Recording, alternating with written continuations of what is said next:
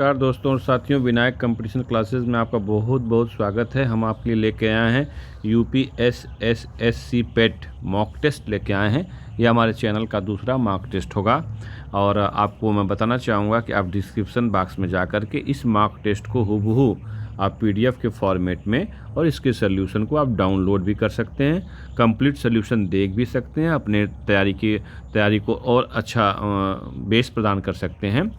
Math के solution तो सारे आप वहीं से देख पाएंगे और अच्छा रहेगा आपके लिए। फिर भी मैं समझाने का पूरा प्रयास करूँगा कि और मैं साथ ही मैं आपसे ये आग्रह करना चाहूँगा कि हमारे चैनल को आप अधिक से अधिक सब्सक्राइब करिए, साथियों शेयर करिए। तो आज हम शुरू करते हैं आज का हम स्पेशल मॉक टेस्ट, जिसमें एकदम हूबहू जो पेट का सिलेबस है उसके अकॉर्डिंग क्वेश्चन तैयार किए गए हैं। हम आपके लिए, अगर हमारे चैनल पर आप लाइक करते हैं, सब्सक्राइब करते हैं, तो हम आपके लिए बेहतरीन से बेहतरीन प्रयास करेंगे कि आपको अच्छी से अच्छी मटेरियल्स और सामग्री सबसे अलग हट करके प्रोवाइड किए जाए। आइए शुरू करते हैं आज का वीडियो। विनायक कंपटीशन क्लासेस की तरफ से आज हमारा पहला सवाल है मॉक टेस्ट का। निम्नलिखित किस क्रम में भारत आए? निम्नलिखित किस क्रम में भारत आए? टॉमस रो सबसे पहले आया कि फाहियान आया कि वेनसांग आया? तो आप टैली कर लीजिएगा। तो आपको पता है कि टॉमस रो जहांगीर के शासनकाल में आया, तो सबसे बाद ही में आया होगा।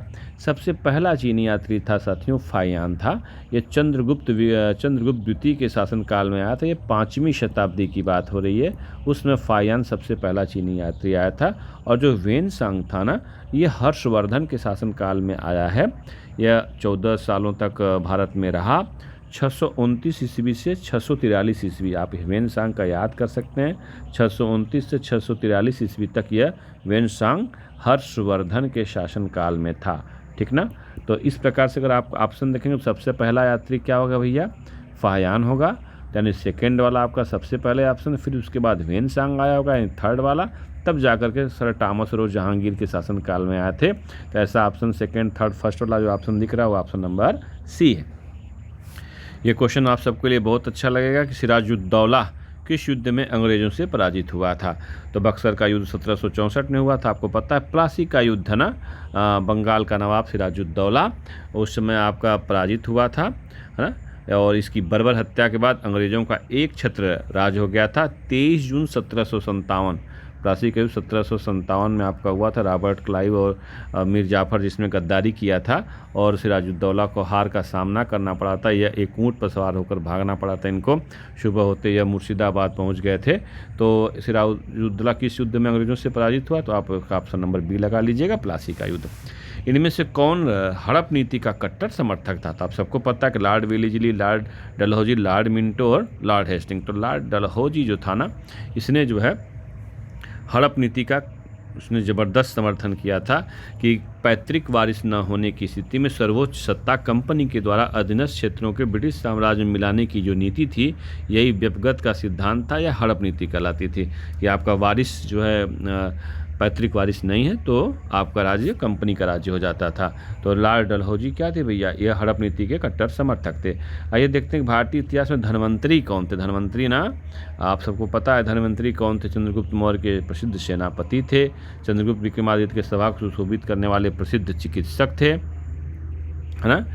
हर्ष के समय में एक प्रसिद्ध नाटककार थे। इनमें से कोई नहीं। तो आप सबको पता है कि धन्वंतरी जो है उज्जैनी के राजा विक्रमादित्य, चंद्रगुप्त द्वितीय के नाम से जिनको जाना जाता है ना, चंद्रगुप्त द्वितीय है ना, विक्रमादित्य के 9 रत्नों में से एक थे धन्वंतरी महाराज, है ना।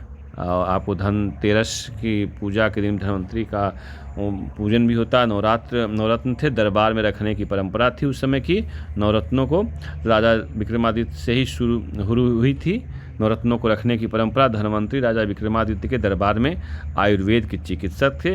रोग निदान और वैद्य चिंतामणि भगवान धन्वंतरी की प्रसिद्ध पुस्तकें हैं। धन्वंतरी महाराज की जो पुस्तक है उसकी का नाम है आपका रोग निदान, ठीक ना। आयुर्वेद के लिए समझिए कि ये ग्रंथ हैं एक तरीके से। और वैद्य चिंतामणि ये धन्वंतरी जी की पुस्तक है। चंद्रगुप्त विक्रमादित्य के सभा को सुशोभित करने वाले प्रसिद्ध चिकित्सक थे, वहाँ के 9 रत्नों में से एक थे। हमारा 5वां प्रश्न है कि मौर्यकालीन भारत के विवरण वाली इंडिका के लेखक कौन थे? जी हाँ, हमारा सवाल है कि मौर्यकालीन भारत के विवरण वाली इंडिका के लेखन आप सबको पता कि सेल्यूकस निकेटर का सेनापति मेगास्थनीज, है ना, यही जो है इंडिका का लेखक था। और मौर्यकालीन भारत का उसने बहुत विस्तार से इंडिका में वर्णन भी किया है। नेक्स्ट क्वेश्चन हमारा है 6वां प्रश्न आज का कि साइमन कमीशन किस वर्ष भारत में प्रथम बार आया। साइमन गो बैक के नारे भी लगे थे, आप सबको पता है। तो 13 फरवरी 1928 को पहली बार साइमन कमीशन भारत में आया था। 3 फरवरी 1928 को साइमन कमीशन भारत में आया था। 7वां सवाल साथियों हमारा है कि भारतीय राष्ट्रीय कांग्रेस द्वारा किस अधिवेशन में ऐतिहासिक पूर्ण स्वराज या पूर्ण स्वतंत्रता का प्रस्ताव पारित किया गया। Question number 7। तो है ना, आप सबको पता है कि कांग्रेस ने जो पूर्ण स्वराज की मांग की थी वो अपने लाहौर अधिवेशन में की थी। ऑप्शन नंबर बी इसका करेक्ट होगा। 31 दिसंबर 1929, याद रखेंगे आप, 31 दिसंबर 1929 को राष्ट्रीय कांग्रेस का वार्षिक अधिवेशन तत्कालीन पंजाब प्रांत की राजधानी लाहौर में हुआ। इस ऐतिहासिक अधिवेशन में कांग्रेस ने पूर्ण स्वराज का घोषणा पत्र तैयार किया था। पूर्ण स्वराज को कांग्रेस का मुख्य लक्ष्य घोषित किया गया था। जवाहरलाल नेहरू इस अधिवेशन के अध्यक्ष भी चुने गए थे। लाहौर अधिवेशन की अध्यक्षता किसने किया था? जवाहरलाल नेहरू ने किया था। इसको डिटेल से करेंगे। अच्छा, इसमें एक शब्द साथियों बताना चाहूँगा, केवल स्वराज शब्द की बात है कि स्वराज शब्द का किसने सबसे पहले प्रयोग किया था। 3 नाम आते हैं स्वराज शब्द के इस्तेमाल को लेकर के। पहले आता है दयानंद सरस्वती जी का, पहला जो नाम आता है वह दयानंद सरस्वती का आता है। दूसरा नाम आता है तिलक का, स्वराज मेरा जन्मसिद्ध अधिकार है। और तीसरा नाम आता है दादा भाई नौरोजी का। तो ऑप्शन देख करके आप टिक लगाएंगे तो सबसे ज़्यादा कांग्रेस में यही चर्चा आता है कि दादा भाई नौरोजी का ही प्रस्ताव रहा है। तो इसको आप इस ऑप्शन को आप देख लेंगे। आइए नेक्स्ट हमारा क्वेश्चन आज का है क्वेश्चन नंबर 8। तो ये क्लियर हो गया कि भारतीय राष्ट्रीय कांग्रेस का किस अधिवेशन में ऐतिहासिक पूर्ण स्वराज पूर्ण स्वतंत्रता का प्रस्ताव रखा गया। तो यह क्वेश्चन आपका क्लियर हो गया, लाहौर अधिवेशन में हुआ था। निम्न का मिलान करें। इंडियन नेशनल आर्मी लाला हरदयाल, गदर पार्टी लाला सुभाष चंद्र बोस, मित्र मेला वीडी सावरकर और होम रूल आंदोलन, है ना, ये आपको इसका मिलान करना है। क्वेश्चन नंबर 8 तो आप बताइए, फटाफट बताते चलिए। इंडियन नेशनल आर्मी, तो देखिए इसमें जो आपको आता हो आसानी से पहले उसको मिला। जैसे गदर पार्टी के बारे में आपको पता है कि लाला हरदयाल, यानी बी का 1 हो गया आपका, ठीक है। और होम रूल आंदोलन जो आपका था, 2 होम रूल बने थे, एक तिलक का होम रूल बना हुआ था और एक एनी बेसेंट का होम रूल बना था। होम रूल मतलब कि गृह शासन, है ना, गृह शासन स्वशासन को लेकर के होम रूल आंदोलन चलाए गए थे। तो आपको पता है कि इसका हो जाएगा डी का 4। तो डी का 4 किसी में ऑप्शन में दिख रहा है और बी का 1 दिख रहा हो तो ये आपका ऑप्शन सही कर लीजिएगा। तो ऐसा कोई दिख रहा है तो आपको दिख रहा होगा बी का 1 किसी में है, ऑप्शन नंबर बी का 1 और डी का 4 आपको दिख रहा है बी वाले ऑप्शन में। तो इसका सही आंसर आपका हो जाएगा 8वें का आपका हो जाएगा बी, ठीक ना, 8वें का बी हो जाएगा, बी का 1 और डी का 4, बी का 1 और डी का 4, ठीक ना। बाकी क्या दिया है देख सकते हैं, ए का 2, है ना, सुभाष चंद्र बोस आपको पता है इंडियन नेशनल आर्मी, और फिर क्या बचा भाई, सी का 3 आपका बच गया, वीडी सावरकर मित्र मेला। तो इस तरीके से आप याद भी कर सकते हैं, इस क्वेश्चन को ध्यान में भी रख सकते हैं। नेक्स्ट क्वेश्चन है कि निम्न में से किसने महात्मा गांधी के खिलाफत आंदोलन से जुड़ने का विरोध किया था। निम्नलिखित में से किसने महात्मा गांधी के खिलाफत आंदोलन में जुड़ने का विरोध किया। साथ ही एक चीज़ मैं बताना चाहूँ, अगर आपको वीडियो की क्वालिटी में या चित्र आपको अच्छे से नहीं दिखाई दे रहे हों तो ऐसी परिस्थिति में आप वीडियो की क्वालिटी बढ़ा लीजिएगा। आपने सेटिंग में जा कर के आपको अक्षर साफ साफ दिखाई देने लगेंगे, ठीक ना। और कमेंट करना आप बिल्कुल नहीं भूलेंगे कि किसने महात्मा गांधी के खिलाफत आंदोलन से जुड़ने का विरोध किया था। सवाल नंबर 9, मोहम्मद अली जिन्ना ने महात्मा गांधी के खिलाफत आंदोलन से जुड़ने का विरोध किया था। तो Mohammad Ali Jinnah option number C होगा, 9वां का आपका सी, है ना, कि मोहम्मद अली जिन्ना ने महात्मा गांधी के खिलाफत आंदोलन में जुड़ने का विरोध किया था, ठीक ना, सांप्रदायिक आधार पर विरोध किया था। नेक्स्ट आइए देखते हैं क्वेश्चन आपका, क्वेश्चन नंबर 10। इनमें से कौन सा क्रांतिकारी संगठन का काकोरी षड्यंत्र केस में शामिल था? काकोरी षड्यंत्र केस में शामिल था। राम प्रसाद बिस्मिल सबसे पहले फांसी दी गई थी, गोरखपुर में दी गई थी। आरओ में आया हुआ प्रश्न है। कौन सा क्रांतिकारी संगठन काकोरी षड्यंत्र केस में शामिल था? गदर पार्टी, अनुशीलन समिति, अभिनव भारत ग्रुप और हिंदुस्तान रिपब्लिकन एसोसिएशन। क्रांतिकारी संगठनों के ऑप्शन में दिए हुए हैं, तो जी एकदम याद रखिएगा।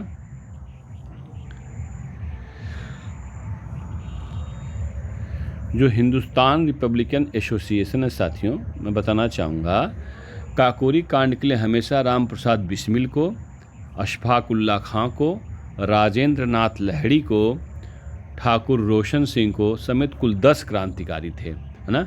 10 क्रांतिकारियों को याद किया जाता है। मैं नाम फिर से लेता हूँ। राम प्रसाद बिस्मिल, ठीक, अशफाक उल्ला खां, राजेंद्र नाथ लहड़ी, ठाकुर रोशन सिंह सहित कुल 10 क्रांतिकारियों का नाम लिया जाता है काकोरी कांड के लिए। और ये 10 के 10 लोग हिंदुस्तान रिपब्लिकन एसोसिएशन से जुड़े हुए थे। तो आपको क्लियर हो गया कि कौन सा क्रांतिकारी संगठन काकोरी षड्यंत्र केस में शामिल था? Hindustan republican association. 10वें का आपका डी ऑप्शन करेक्ट होगा, बिल्कुल यही सही होगा आपका। नेक्स्ट क्वेश्चन हमारा है कि नागार्जुन सागर बांध किस नदी पर बना हुआ है? नागार्जुन सागर बांध किस नदी पर बताया? तो अर्जुन कृष्ण के साथ ही रहते हैं। मैं कई बार बता चुका हूँ कि अर्जुन किसके साथ रहेंगे? कृष्ण के साथ। तो नागार्जुन आपका बना है कृष्णा नदी पे। ऑप्शन नंबर सोचने की ज़रूरत नहीं, 11वें का आपका बी होगा। 12वां, माउंट एवरेस्ट पर प्रथम बार चढ़ाई किस वर्ष की गई? आपको पता है कि माउंट एवरेस्ट पर तेनजिंग नोरगे ने चढ़ाई की थी और उनके साथियों ने। तो माउंट एवरेस्ट पर सबसे पहली चढ़ाई जो की गई थी आपका हो जाएगा 1951, 1953, 1955, 1958। तो ऑप्शन नंबर बी 1953 में, ठीक। एडमंड हिलेरी और नाम लिया जाता है तेनजिंग नोरगे का, जिन्होंने जो उनका पिट्ठू था और या सहयोगी था आप कह सकते हैं, जिनकी मदद से चढ़ाई जो है, नेपाली शेरपा थे चढ़ाई में, है ना। 8,848 मीटर इसकी चौड़ी है। नेपाल में इसे सागर माथा कहते हैं। क्या कहते हैं भैया? नेपाल में इसे सागर माथा के नाम से जाना जाता है। और किस हिमालय का पार्ट है? तो जो हिमालय का सबसे उत्तरी हिस्सा है ना, ट्रांस हिमालय या जिसको तिब्बती हिमालय कहते हैं, उसी का हिस्सा है आपका जो है सागर माथा है। दुनिया की सबसे ऊंची चोटी नेपाल में स्थित है। भारत की बात करेगा तो आप बताएंगे K2 गाडविन ऑस्टिन POK में है और भारत में। नेक्स्ट क्वेश्चन आइए देखते हैं। भरतपुर में स्थित पक्षी अभ्यारण्य राष्ट्रीय उद्यान का क्या नाम है? भरतपुर में आपका है कौन सा राष्ट्रीय उद्यान भरतपुर में स्थित है? तो आपको पता है और ये याद रखना पड़ेगा आपको कि केवलादेव राष्ट्रीय उद्यान, है ना। केवलादेव घाना राष्ट्रीय उद्यान भारत के राजस्थान में स्थित एक प्रसिद्ध आपका राष्ट्रीय उद्यान है। भरतपुर पक्षी बिहार के नाम से भी इसे जाना जाता है। इसमें हजारों संख्या के दुर्लभ और विलुप्त जाति के पक्षी पाए जाते हैं, जैसे साइबेरिया से आए हुए सारस जो यहाँ सर्दियों के मौसम में आते हैं। तो केवलादेव राष्ट्रीय उद्यान से घाना राष्ट्रीय उद्यान या भरतपुर राष्ट्रीय उद्यान के नाम से जाना जाता है, या पक्षी अभ्यारण्य के रूप में भी प्रसिद्ध है आपका। तो इसका 10-13वें का ऑप्शन नंबर सी हो जाएगा। 14वां क्वेश्चन हमारा है कि भिलाई इस्पात संयंत्र के लौह अयस्क का स्रोत है। भिलाई इस्पात संयंत्र के लोहे का अयस्क कहाँ से निकाला जाता है? तो ऑप्शन नंबर है दिल्ली राजहरा, बी है कोरबा, सी है उमरिया और डी है राजनंदगांव। तो ये क्वेश्चन आपके लिए कठिन होने वाला है। तो इसका सही से ऑप्शन बता दें आपको, कंपनी को, ये तो ऑप्शन नंबर हो जाएगा Delhi Rajhara. Option number A होगा, इसका याद करेंगे कि भिलाई इस्पात संयंत्र के लोहे का अयस्क दिल्ली राजहरा से प्राप्त होता है ना। कंपनी की लौह अयस्क चूना पत्थर डोलोमाइट खाने शामिल होती हैं। जो लौह अयस्क में चूना पत्थर डोलोमाइट खाने शामिल हैं। कंपनी को भारत का दूसरा सबसे बड़ा लौह अयस्क उत्पादक होने का श्रेय भी प्राप्त है। कंपनी है ना आपकी भिलाई इस्पात संयंत्र, इसके पास देश में दूसरा सबसे बड़ा खानों का जाल है। कंपनी के पास अपने लौह अयस्क चूना पत्थर डोलोमाइट खाने हैं, जो इस्पात के लिए महत्वपूर्ण कच्चे माल होते हैं। इस्पात निर्माण के लिए इस्पात समझ रहे हैं, स्टील निर्माण के लिए। तो दिल्ली और दिल्ली राजहरा का जो इलाका है ना, यहीं से जो है सबसे ज़्यादा इस कंपनी को लौह अयस्क प्राप्त होता है। आइए क्वेश्चन नंबर देखते हैं 15वां, है ना। आज ही ये क्वेश्चन आपके ऑफलाइन क्लासेस में आपको बताया गया कि, है ना, दिए गए दर्रों को उनके स्थानों में कौन सा जोड़ा सही नहीं है। आपको पता है कि जोजिला और बुर्जिल दर्रा से जम्मू कश्मीर है, बड़ा लाचा और शिपकिला कहाँ है, उत्तर प्रदेश में। तो आपको बताया था ना, इसका ट्रिक में बता के आपको याद दिलाया था कि रोहित के बड़े किले पर हिम गिरा, नाजुक सी मालिनी उत्तर की ओर भागी। तो उसके आधार पर शिपकिला ना के हिसाब से आप इसको क्वेश्चन को देखिएगा। तो और नाथुला और जलप्पा दर्रा आपको पता है, तो सिक्किम में चौथे का आपका सही ऑप्शन है। ये कौन सा जोड़ा सही नहीं है, तो चौथा तो आपका सही हो गया आपका, ठीक ना। उत्तर प्रदेश में बता रहा कि बड़ा लाचा और शिपकिला, तो रोहित। हाँ, तो दूसरा ऑप्शन आप देख सकते हैं इसका सही है कि गलत है, आप इसको चेक भी कर सकते हैं। क्वेश्चन नंबर 15वें का आपका आपको चेक करना चाहिए। 15वां का ऑप्शन क्या होगा आपका। अगर आपको ट्रिक याद आ रहा होगा तो आप ट्रिक से मिलाइए, समय पर्याप्त है आपके पास। जी, जोजिला और बुर्जिल दर्रा कहाँ है, और वो चेक कर लीजिए। बड़ा लापचा है ना, या ला और शिपकिला ये कहाँ है। थागा ला, नीति पास और लिफुलेख दर्रा कहाँ है, ठीक है।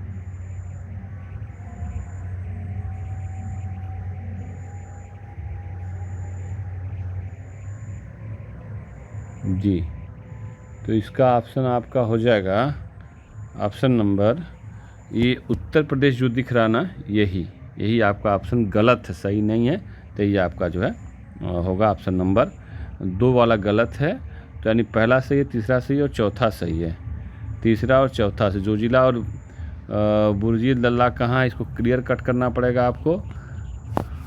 तो इसका एक ट्रिक आप नोट करना चाहें तो नोट कर सकते हैं, और आप जा कर के इसको सही तरीके से आप मिलान करना होगा। तो हमारा एक वीडियो है जिसमें हम दर्रों के बारे में आपको जानकारी दी है, वहाँ जा कर के आप जो है ट्रिक के माध्यम से इसको आप सेट करके कमेंट बॉक्स में इसका आंसर दीजिएगा। मैं इसको बताना इसलिए नहीं चाह रहा हूँ क्योंकि इसका ऑलरेडी मैं वीडियो आपको दे चुका हूँ, मिला लीजिएगा आप क्वेश्चन। नेक्स्ट क्वेश्चन, किसके बढ़ने के फलस्वरूप निजी निवेश में वृद्धि की अधिक संभावना होगी। प्रश्न नंबर 16वां है आपका,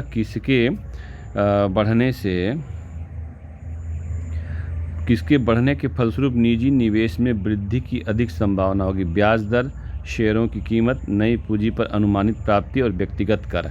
16वां सवाल, तो 16वें सवाल का ऑप्शन होगा, 16वां का ऑप्शन क्या होगा। निजी निवेश में वृद्धि की अधिक संभावना होगी, ब्याज दर, शेयरों की कीमत, नई पूंजी पर अनुमानित प्राप्ति, व्यक्तिगत कर। तो निजी निवेश में वृद्धि की अधिक संभावना तभी होती है, आपको देखो निवेश बढ़ाना है तो आप नई पूंजी ज़्यादा से ज़्यादा प्राप्त करेंगे, तभी तो आप बढ़ा पाएंगे, है ना। इसलिए इसका जो है तो 16वें का आपका सी ऑप्शन हमारे ख्याल से सही होना चाहिए। 17वां सवाल, भारत की राष्ट्रीय आय का आकलन करने वाली संस्था कौन है, कि भारत की राष्ट्रीय आय का आकलन कितना है। तो ये संगठन RBI है, वित्त मंत्रालय है, नीति आयोग है, केंद्रीय सांख्यिकी संगठन है। तो इसका सही ऑप्शन होगा कि भारत की राष्ट्रीय आय का आकलन करने वाली जो संस्था है ना, वह केंद्रीय सांख्यिकी संगठन है। सेवा क्षेत्र का दूसरा नाम क्या है ना, सेवा क्षेत्र का दूसरा नाम क्या है। ऑप्शन नंबर A तृतीयक, ऑप्शन नंबर B प्राथमिक, ऑप्शन नंबर C द्वितीयक, और ऑप्शन नंबर D कृषि। तो सेवा क्षेत्र में सबसे ज़्यादा योगदान जो है भारत का ही होता है ना।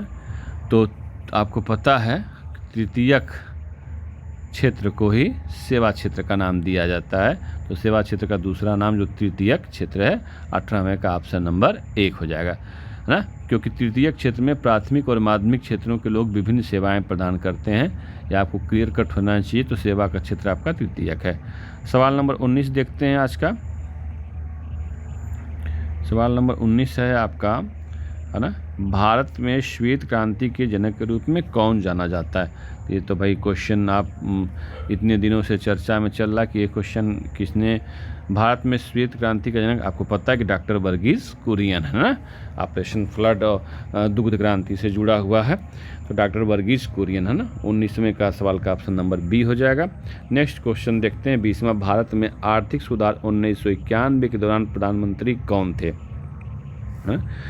भारत में आर्थिक सुधार 1991 के दौरान प्रधानमंत्री कौन थे? तो आप इस सवाल को ऐसे ही बता सकते हैं, आर्थिक सुधार रहे ना रहे।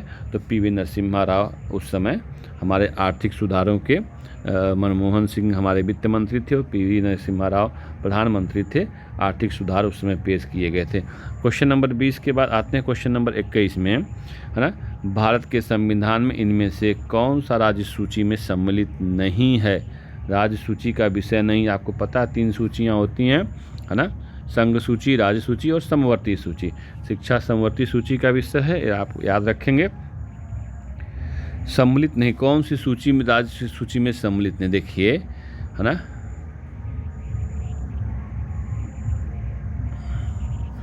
तो 21वें का आपका ऑप्शन नंबर डी हो जाएगा, दंड प्रक्रिया संहिता। ये राज्य सूची में सम्मिलित नहीं है। शिक्षा, वन, नाप तोल, वन्य जीवों एवं पक्षियों का संरक्षण, न्याय का प्रशासन। संविधान के अनुच्छेद 248 के 1 में यह कहा गया है कि संसद को उन सभी विषयों पर कानून बनाने का अनन्य अधिकार है जिनका उल्लेख राज्य व समवर्ती सूची में नहीं है। ठीक है ना, यह आपका है। तो दंड प्रक्रिया संहिता जो है राज्य सूची में सम्मिलित नहीं है। निम्नलिखित में से क्या भारतीय संविधान की मुख्य विशेषता नहीं है? सवाल नंबर 22 है, अर्धसंघीय संरचना। तो अर्धसंघीय प्रतिबद्ध न्यायतंत्र, शक्तियों का वितरण, और डी है लिखित संविधान और संविधान की सर्वोच्चता। तो कौन सा नहीं है पूछा है? तो ये तो भाई हमारी विशेषता है कि हमारा संविधान लिखित है, दुनिया का सबसे बड़ा लिखित संविधान है और हमारे यहाँ संविधान ही सर्वोच्च है। हमारे संविधान ने सबकी शक्तियों का वितरण भी करके रखा है, इसलिए ऑप्शन नंबर सी भी सही है। तो कौन सा गलत है? अर्धसंघीय संरचना, बिल्कुल हमारे यहाँ सभी संघीय नहीं, हमारे राज्य क्षेत्र भी हैं। तो ऑप्शन नंबर ए भी सही है ना, ठीक है ना। तो ऑप्शन ए भी सही है। प्रतिबद्ध न्यायतंत्र नहीं, न्यायतंत्र नहीं, प्रतिबद्ध न्यायपालिका। भारत में एक स्वतंत्र न्यायपालिका है, प्रतिबद्ध न्यायपालिका नहीं है जी। भारत में कैसी न्यायपालिका? स्वतंत्र है, स्वतंत्र न्याय, किसी के प्रति बधी हुई हमारी न्यायपालिका नहीं है भैया, है ना। यह संविधान के समुचित कार्य और संविधान के विभिन्न प्रावधानों के प्रवर्तन को सुनिश्चित करता है। ठीक है, न्याय दिलाने के लिए प्रतिबद्ध से मत जोड़ लीजिएगा। न्यायतंत्र हमारा किसी से बधा हुआ नहीं है, कि यही हमारे संविधान की मुख्य विशेषता नहीं है ना, है ना। यह स्वतंत्र आप इसको कह सकते हैं। इसका ऑप्शन नंबर बी सही होगा, क्योंकि नहीं है पूछा है। ठीक है, ऑप्शन नंबर, सवाल नंबर 23 की तरफ देखते हैं। निम्न में से क्या भारतीय नागरिकों को आर्थिक न्याय प्रदान करता है? आर्थिक न्याय, मौलिक अधिकार, मौलिक कर्तव्य, राज्य के नीति निदेशक सिद्धांत, इनमें से कोई नहीं। तो 23वां हो जाएगा, ठीक ना, आर्थिक न्याय। तो 23वां का आपका सी हो जाएगा। समान कार्य के लिए समान वेतन, आर्थिक न्याय प्रदान करता है। भारतीय, देखिए समझ सकते हैं, अनुच्छेद 39A के अनुसार राज्य को, 39A है ना, आप देखेंगे तो राज्य को आर्थिक व अन्य अयोग्यताओं पर ध्यान दिए बिना निःशुल्क कानूनी सहायता उपलब्ध कराकर यह सुनिश्चित करना है कि सभी नागरिकों को न्याय प्राप्त करने के अवसर मिले। और 43A के अनुसार राज्य को उद्योगों के प्रबंधन में श्रमिकों की भागीदारी सुनिश्चित करने की दिशा में काम करने का यह अधिकार देता है ना। तो यही आर्थिक न्याय इन्हीं से मिलने वाला आपको है, ठीक है ना, राज्य के नीति निर्देशक सिद्धांतों से। नेक्स्ट क्वेश्चन हमारा है 24वां, भारतीय संविधान का कौन सा अनुच्छेद राज्य सरकारों को ग्राम पंचायतों के आयोजन के लिए निर्देशित करता है? ग्राम पंचायतें कहाँ हैं, किस अनुच्छेद में है ना? अनुच्छेद 40 में राज्यों को पंचायतों के गठन का निर्देश दिया गया, अनुच्छेद 40। इसका ऑप्शन नंबर आपका बी सही हो जाएगा। त्रिस्तरीय पंचायत राज्य व्यवस्था पर विचार किसने रखा था? तो जी हाँ, एकदम क्लियर कट, इसको याद रखिएगा। बलवंत राय मेहता समिति ने त्रिस्तरीय पर दिया था और अशोक मेहता समिति ने द्विस्तरीय पर दिया हुआ था। तो 25वां का आपका ऑप्शन नंबर ए सही होगा। ठीक, आइए नेक्स्ट क्वेश्चन देखते हैं कि अगर आपसे पूछे, है ना, कि पंचायती व्यवस्था सबसे पहले कहाँ लागू की गई, तो आपको पता है कि 2 अक्टूबर 1959 को राजस्थान के नागौर से, कहाँ से भैया, नागौर से। सबसे पहले जवाहरलाल नेहरू थे और देश में पहली त्रिस्तरीय पंचायत का उद्घाटन किया गया था 2 अक्टूबर 1959 नागौर से। नेक्स्ट क्वेश्चन हमारा है, बिजली का प्रवाह सर्किट में कब होता है ना? बिजली का प्रवाह सर्किट में कब होता है? स्विच चालू होने पर, स्विच बंद होने पर, स्विच या बंद या चालू होने पर, इनमें से कोई वोल्टेज नहीं होता। देखिए, स्विच बंद होना और स्विच चालू होना दोनों का अंतर यही है 26वें का। तो हम लोग तो यही कहेंगे स्विच चालू होने पर, जो हम लोग जानते हैं। लेकिन जब सर्किट की बात करते हैं तो इस बंद सर्किट में धारा इस सर्किट क्लोज होनी चाहिए। सर्किट क्लोज रहेगी तब आपका विद्युत का प्रवाह होगा। जहाँ से वो ब्रेक करेगी, मान लीजिए यहाँ से ब्रेक होगी तो सर्किट का प्रवाह, धारा का प्रवाह नहीं होगा। आप इसका सर्किट को ऐसे समझ सकते हैं कि सर्किट है, अगर आपका बनाया गया सर्किट ही इस तरीके से है, जैसे कहीं प्रतिरोध कोई लगा है, कोई बल्ब कुछ लगा है सर्किट का, और ये इसकी कुंजी है, इस तरीके से बनाई जाती है कुंजी। तो ये देखिए, इसमें भी करंट पास नहीं होगा, लेकिन जैसे ये सर्किट बंद हुई, टच हुआ, इससे करंट पास इस प्रतिरोध में होने लगेगा। तो स्विच बंद होने पर ये टच में आता है। इसके 26वें का ऑप्शन नंबर बी सही होगा। ठीक है, आइए नेक्स्ट क्वेश्चन देखते हैं। हमारा 26वें के बाद क्वेश्चन नंबर 27 की तरफ चले आते हैं कि प्रतिरोध की इकाई क्या होती है भैया ना? तो प्रतिरोध की इकाई ओम होती है। ये ओम का निशान ऐसे होता है। नींबू का स्वाद खट्टा किसकी उपस्थिति के कारण होता है? तो नींबू में आपको पता है कि सिट्रिक अम्ल होता है। 28वें का ए ऑप्शन नंबर ए, नींबू का टुकड़ा खाते ही ना, इसमें इससे खट्टेपन के कारण सिट्रिक एसिड होता है। 29वां, कर्कट जनक रसायन से क्या होता है? कर्कट समझ रहे ना, कैंसर की बात हो रही है। किस रोग की बात हो रही है साथियों? कैंसर। कर्कट मतलब यही कैंसर, ठीक ना? कि कर्कट जनक रसायन कौन सा है ना? तो कर्कट जनक रसायन से है ना कैंसर। कौन सी बीमारी होती है आपकी? कैंसर की बीमारी होती है। तो त्वचा की ऊपरी सतह क्या कहलाती है? तो एपिडर्मिस कहलाती है, अधिचर्म कहलाती है। 30वें का ऑप्शन नंबर, सबसे ऊपरी परत आपकी त्वचा की एपिडर्मिस कहलाती है। ठीक ना? आइए इसके बाद आपका क्वेश्चन नंबर 31 देखते हैं। मैथ है कि 1 + √27/169 = 1 + x/13 है। तो x का मान, क्वेश्चन आपका होगा x का मान आपको निकालना है। यहाँ x छूटा हुआ तो आप इसको x लिख सकते हैं। तो x का मान क्या होगा? कैसे आप कैलकुलेट करेंगे? 169 169 में आप जोड़ दीजिए 27 को, है ना? यहाँ जोड़ लेंगे तो कितना हो जाएगा भाई? 9 7 16 को 6 80 लगा 1 6 2 8 1 9 196। इसको आप प्लस करेंगे तो ये आपका अंडर रूट में आ जाएगा 169 1 169 और 27 जोड़ेंगे तो आपको हो जाएगा 196/169। इधर आपका लिखा है 1 + x/13।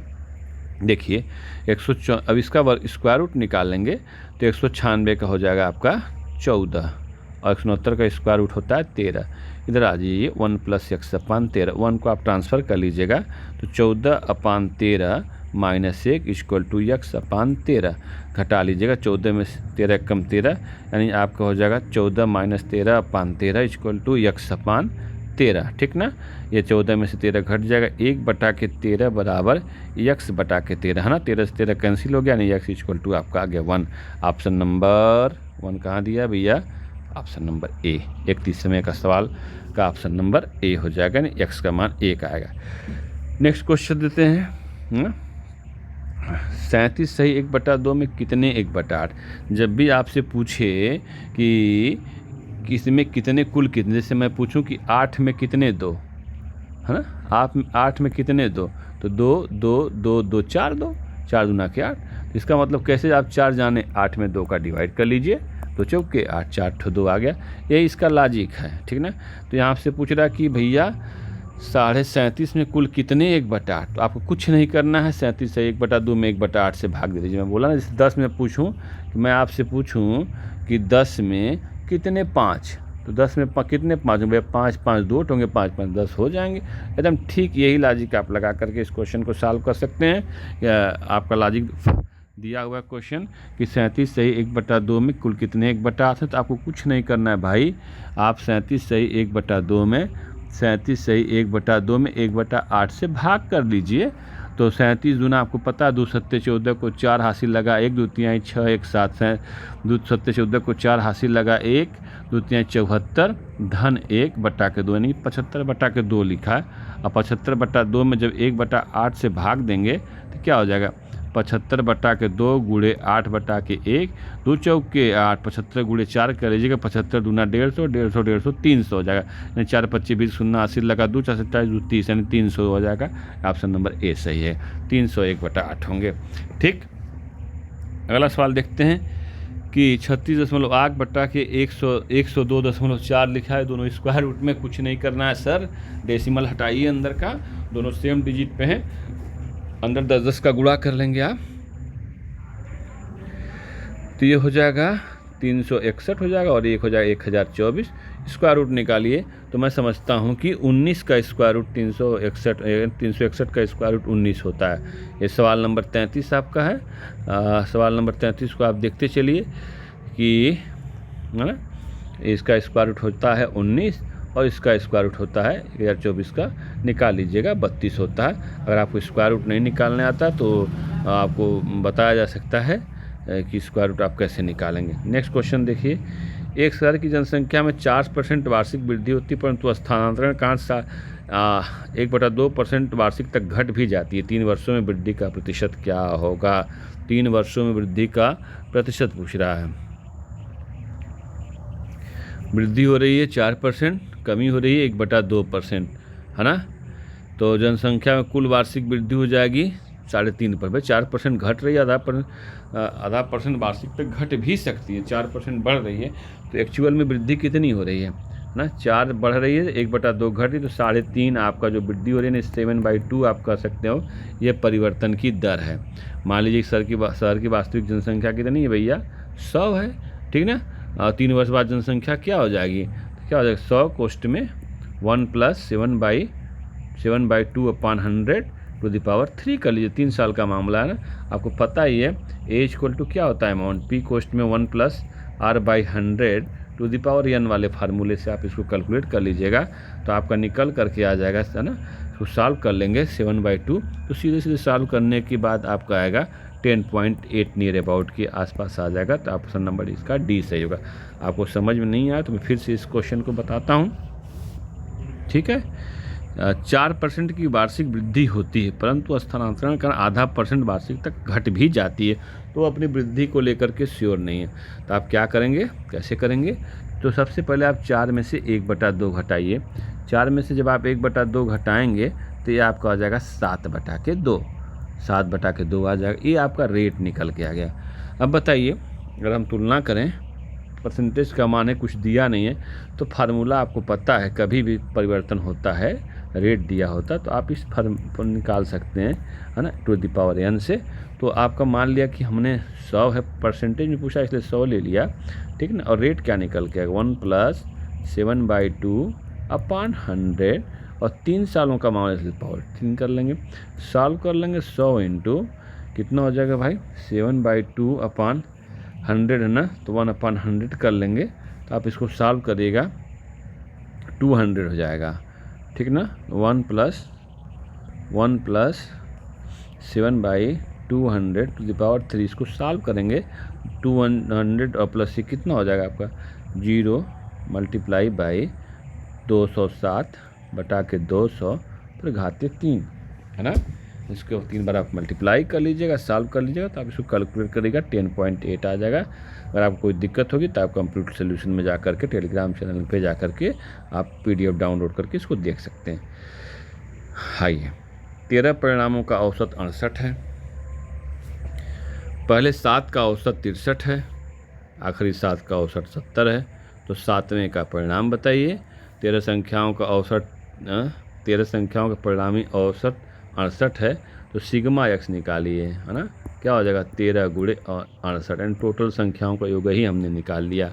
आपको पता है ना औसत निकालने का फार्मूला क्या होता है, सिग्मा x/n, पदों का योग बटे पदों की संख्या। तो 13 का कह रहा है कि औसत कुछ है तो आप औसत और उस संख्या का गुणा कर लीजिए, टोटल संख्याओं का जोड़ निकल के आ जाएगा। 13 संख्याओं का औसत 68 दिया था, मल्टीप्लाई कर लिया तो संख्याओं का योग निकल करके आपका आ गया, ठीक। ये आपका आ जाएगा, मल्टीप्लाई करेंगे तो 84 आ जाएगा। ठीक है, मल्टीप्लाई करके देख लीजिएगा। अच्छा, बताइए पहली 7 संख्याओं का औसत क्या हो जाएगा। पहली 7 संख्या एकदम ठीक, पहली फर्स्ट 7 संख्याओं का औसत निकालेंगे तो 7 से मल्टीप्लाई कर लीजिएगा। पहली 7 संख्याओं का औसत दिया है 63, तो 7 गुणे 63 कर लीजिए। 7 3 21 को एक हासिल लगा 2, 7 6 42, 2 44, 441 आ जाएगा। ठीक है, 441 आ जाएगा। और अंतिम 7 संख्याओं का जो लास्ट 7 निकालेंगे उनका तो ये भी 7 ही संख्या, इनका औसत दिया हुआ है 70 दिया हुआ है ना।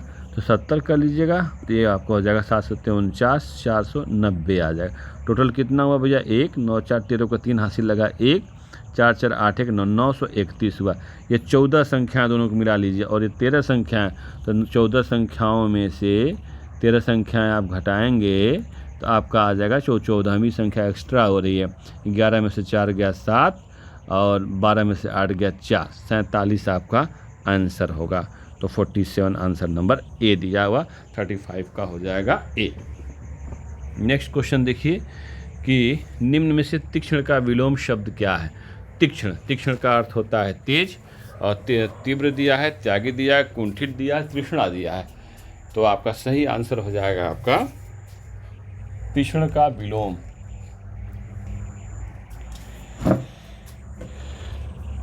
तृष्णा, कुंठित, त्यागी।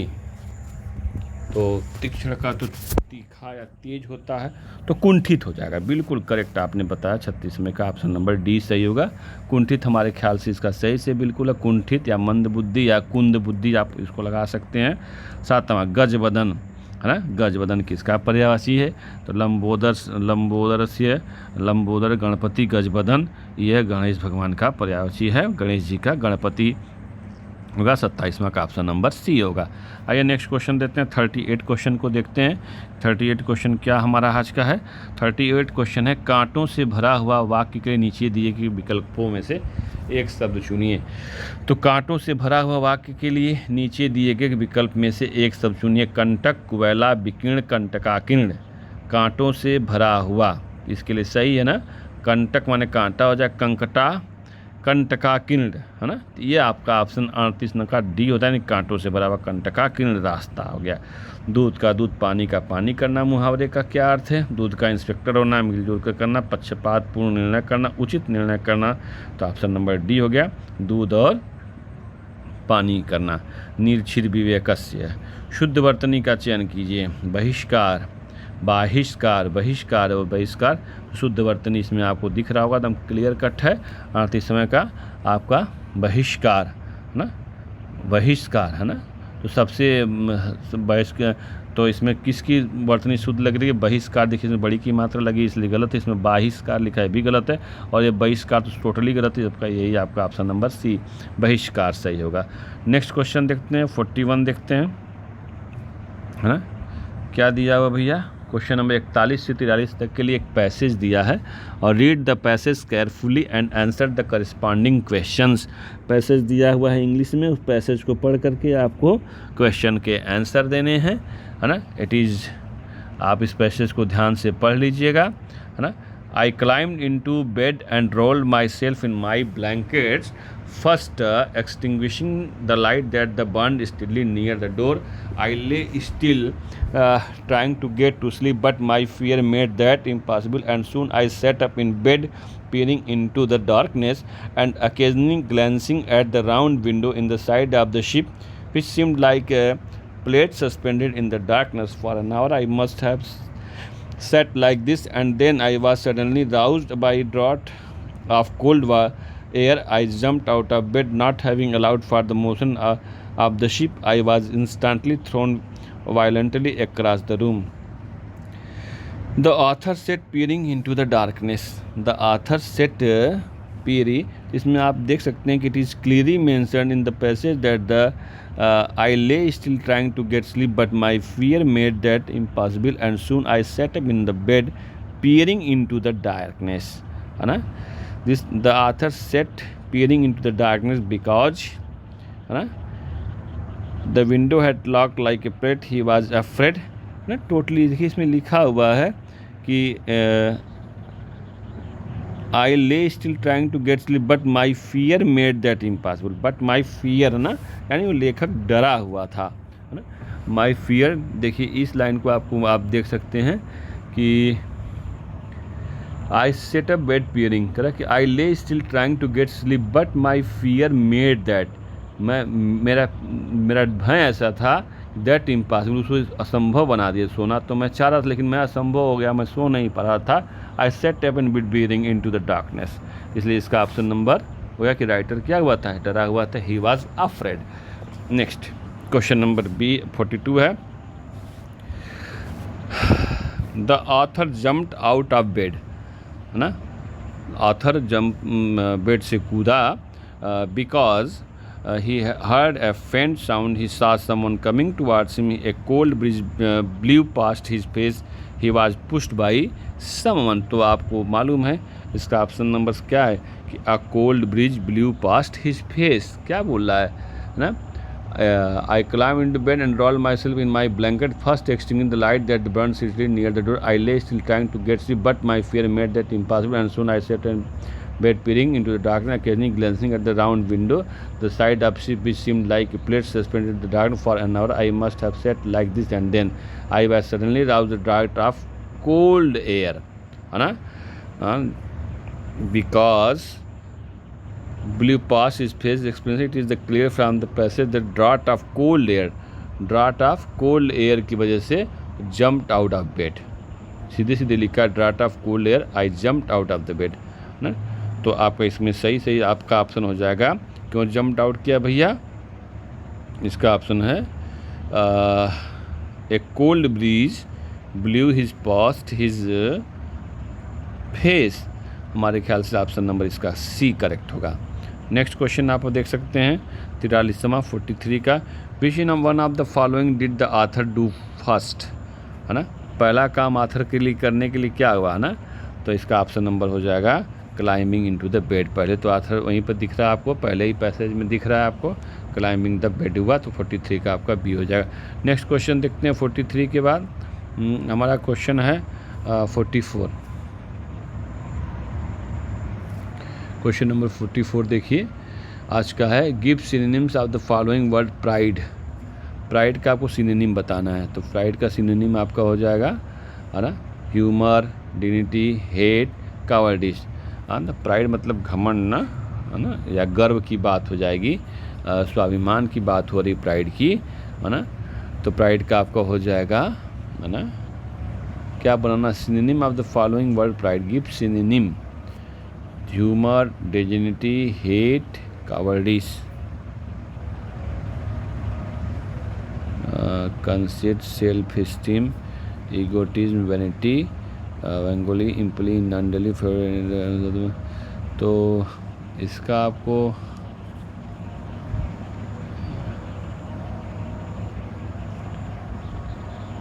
फोर का सिनोनिम पूछ रहा है क्वेश्चन में कि एंटीनिम पूछ रहा है। डिग्निटी मतलब पहचान से तो नहीं होना चाहिए। ऑप्शन नंबर हमारे सवाल में एंटीनिम पूछना चाहिए कि एंटीनिम पूछ रहा है, प्राइड मीन कॉन्सीट। आइए इस क्वेश्चन को अभी हम चेक करेंगे, थोड़ी देर बाद आपको बताते हैं इसका कि इसमें कुछ डाउट लग रहा है साथियों, क्योंकि ह्यूमर और डिग्निटी से तो बिल्कुल हम प्राइड का अर्थ नहीं लगा लेते, कि एंटीनिम अगर पूछता तो हेट बताते हैं इसका। नेक्स्ट क्वेश्चन देखते हैं 45, give antonym of the following word keen. Keen का पूछ रहा है एंटीनिम, है ना। 45 का कीन का एंटीनिम आपका हो जाएगा डल। कीन मतलब पतला, दुबला या ऐसा कुछ, तो डल ऐसा एंटीनिम में उसका बताएंगे।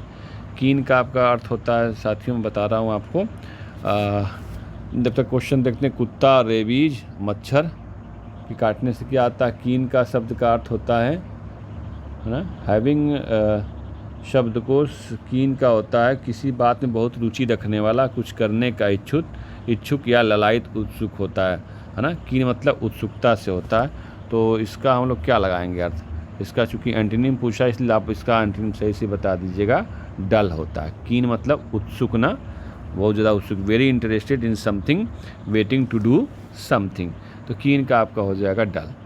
ठीक, नेक्स्ट क्वेश्चन देखते हैं 16वां, कुत्ता, रेबीज, तो तो मच्छर आपका किससे जुड़ा हुआ, मतलब कुत्ता के काटने से रेबीज होता है ना, हाइड्रोफोबिया का रोग होता है। तो आपको बताना है 47 का कि मच्छर के काटने से प्लेग होता है, मृत्यु होता है, डसना होता है, मलेरिया होता है। तो मलेरिया रोग होता है मच्छर के काटने से। 46वां का सी है ना। 47वां उस शब्द का चयन कीजिए जो समूह के बाकी शब्दों से मेल नहीं रखता। नन, शूरवीर, पादरी और मुनि। नन महिला है ना, शूरवीर, पादरी और मुनि। तो 47 का मेरे ख्याल से नन, मुनि और पादरी, शूरवीर। अच्छा, एक तरीके से ये भी धर्म से जुड़ा हुआ, ये भी धर्म से जुड़ा हुआ, पादरी भी धर्म से जुड़ा हुआ। तो अब शूरवीर ऐसा नहीं कि ये धर्म से जुड़ा हुआ है, तो उसमें कौन मेल नहीं रखता है पूछ रहा है, तो आप बता दीजिएगा 47 का बी है ना। किसी कूट भाषा में कंप्यूट्रॉन को PMOCTUE उल्टा लिखा हुआ है शायद, तो इसको आप चेक करके आधा उल्टा किया गया मेरे ख्याल से। PMOCT ना, PMOC उलट दिया गया है। PMOC देख लीजिए, फिर उसके बाद फिर उल्टा कर दिया गया है। UT यहाँ लिखा हुआ, उसको TU कर दिया गया। फिर बीच वाले की दो, फिर ENOR को उल्टा करके RON कर दिया गया, ठीक है ना। तो इस तरीके से इसको बदल के लिखा गया। तो एडवांटेजेस शब्द को आप इसी तरीके से करिए, 1 2 3 4 नंबर। तो AVDA किस हिसाब से दिख रहा है, B और C में दिख रहा है, या तो B सही होगा तो C सही होगा। फिर 2 अक्षर और देख लीजिए, NT को TN किस में लिखा है, TN इस B में लिखा है, C में नहीं लिखा है, इसलिए ऑप्शन नंबर B आपका सही हो जाना चाहिए। तो 48 का आपका बिल्कुल, आपको बहुत ज़्यादा दिमाग लगाने की जरूरत नहीं है, 48 का B सही होगा। आप समझ रहे हैं कि आगे के 4 अक्षर उल्टे गए, बीच के 2 अक्षर फिर उल्टे गए, और फिर लास्ट के 4 अक्षर उल्टे कर दिए गए। इस प्रकार से इस कूट भाषा का चयन किया गया था। आइए देखते हैं 48 के बाद 49। एक आदमी ने एक महिला से कहा, तुम्हारी माँ के पति की बहन मेरी बुआ है। तो बताइए उस महिला को उस आदमी से किस प्रकार संबंधित हुआ। तो इसका सही ऑप्शन होगा, आपकी माँ के पति आपके पिता हैं। आपकी माँ के पति आपके पिता है ना, पिता हैं, और आपके पिता की बहन आपकी चाची है ना। तो महिला की चाची पुरुष की चाची, इसलिए महिला पुरुष की बहन है। महिला पुरुष की क्या हो जाएगी, बहन हो जाएगी। 49वां का डी हो जाएगा, ठीक है ना। आइए क्वेश्चन से देखते हैं, आप इसको फिर से कर लीजिएगा, कोई डाउट हुआ तो आप उसको चेक कर लीजिएगा। फरवरी 18 फरवरी 2005 को शुक्रवार है, तो 18 फरवरी 2007 को कौन सा दिन होगा। 18 फरवरी 2005 को 50वां सवाल है।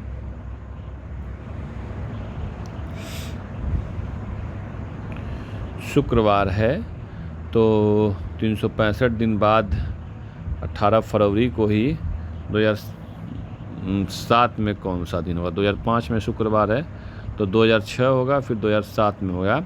तो इसको आप कैलकुलेट कर लीजिएगा, है ना, कि उसके बाद के 3 दिन शुक्रवार शनिवार होंगे, है ना। तो अतः रविवार 18 फरवरी 2007 को रविवार होगा। इसको चेक करेंगे 18 फरवरी के बाद के दिनों के हिसाब से, तो कैलकुलेट करिएगा, तो आपका ऑप्शन नंबर ए आएगा, रविवार ही आएगा। हाल ही में गूगल की मूल कंपनी अल्फ़ाबेट इंक पर किस देश ने $47 मिलियन का जुर्माना लगाया है। हाल ही में गूगल की मूल कंपनी अल्फ़ाबेट इंक पर किस देश ने $47 मिलियन का जुर्माना लगाया है। 51वां सवाल है ना। तो 51 सवाल 51 का सी हो जाएगा, 51वें का सी, रूस ना। अल्फ़ाबेट इंक पर किस देश ने, तो इसका ऑप्शन नंबर आपका हो जाएगा सी। देखिए साथियों, वीडियो बहुत लंबा हो रहा है, इसलिए मैं आपको इस वीडियो को यहीं ड्रॉप कर रहा हूँ। चैनल को सब्सक्राइबर करना मत भूलिएगा। 52वें सवाल से हम लोग 53वें सवाल से फिर अगले वीडियो में हम करेंगे, ताकि एक साथ इतना ज़्यादा काम ना करे। तो देखिए 52वां सवाल भी देखते चलिए कि रॉ है ना, रिसर्च एनालिसिस विंग ना, रॉ हिटमैन नामक नई पुस्तक लिखी है, किसने लिखी है। अदिति अशोक ने लिखी है, ए हसैन जैदी ने लिखी, के सैलजा ने लिखा और शिखे शर्मा ने लिखा है। तो आप इसको याद रखिएगा कि रॉ हिटमैन लिखी गई है मशहूर भारत की क्राइम राइटर हुसैन जैदी है ना, एस हुसैन जैदी के द्वारा इस रॉ हिटमैन को लिखा गया। तो 52वां का बी सही होगा।